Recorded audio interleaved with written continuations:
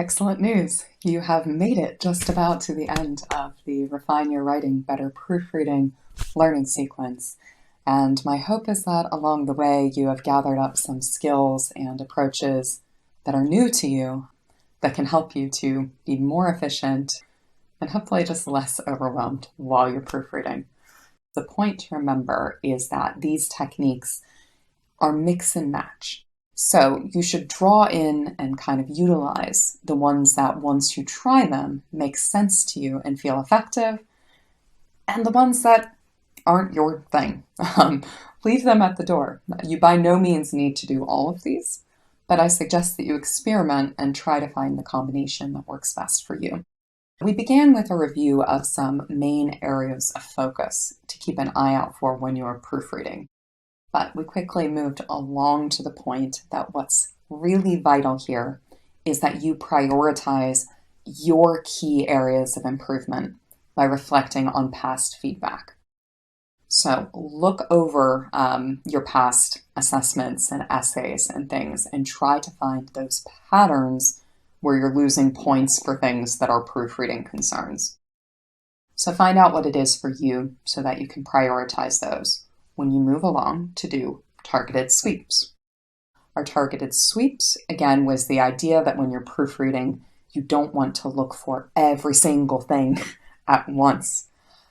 Try to say, as I go through during this round, I'm going to look for issue A, B, C.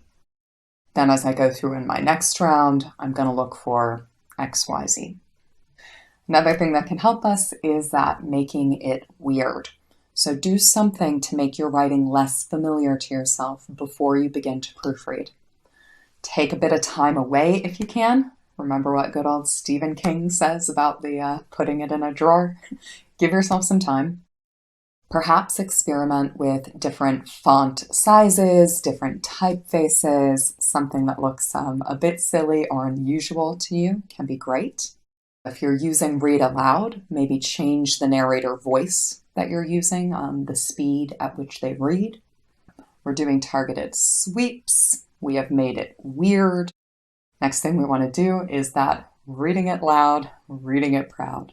So try reading your writing out loud, almost reciting it as if you were at a podium with intention. So be careful and methodical in that reading aloud to see what you can hear in terms of issues in the writing.